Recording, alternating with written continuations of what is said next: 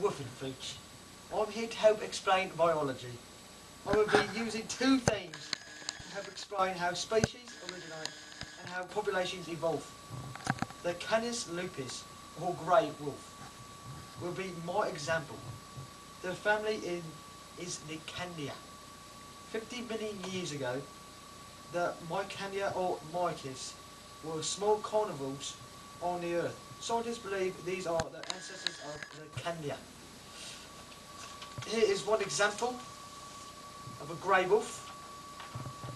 You can see the teeth, crazy eyes.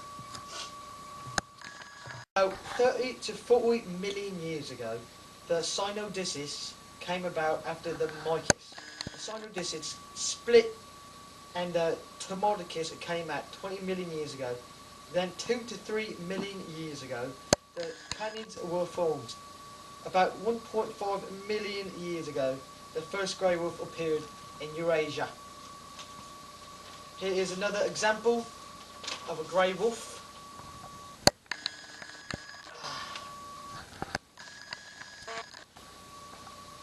Around 750,000 years ago, the grey wolf made its way to North America. About 3,000 years ago, the grey wolf became the main predator of North America and still is today. The wolf you see today would look about the same as the wolf from 1.5 million years ago. The grey wolf evolution took about 50 million years. There are 37 subspecies of the grey wolf. They include domesticated dogs, the dingo, eastern wolf, red wolf, and African wolf. This shows they all have a common ancestor. Then the wolf being involved in making these subspecies show how evolution still continues. Alright, and now we'll show you some wolves.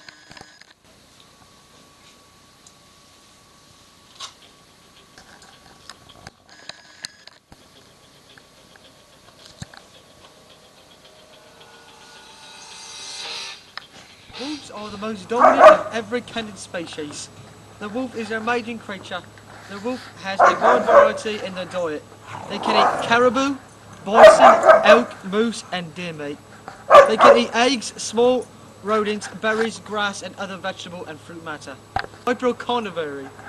This means that the wolf does not eat and only meat. This adaptation has allowed the wolf to survive by eating anything they can find. And now my assistant, Ned Schneebly, will feed the wolves.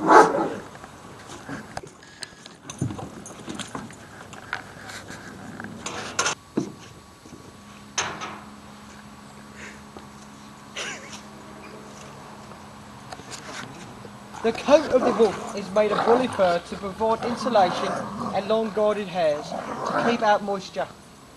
Over time, wolves developed the walking style known as ditigrading.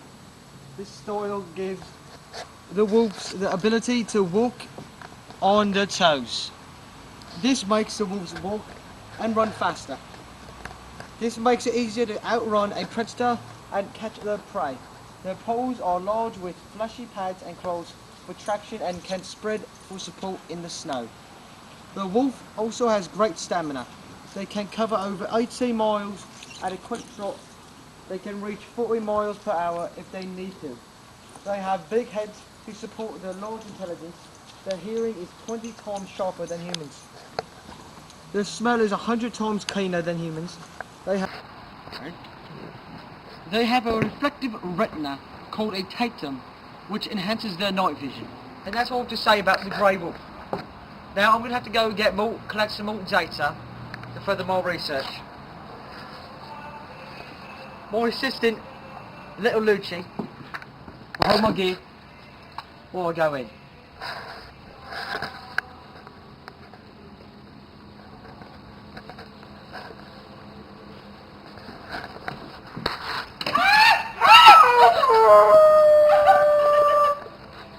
I'm little Lucci. Here are some keywords from Professor Wolfenfich's presentation.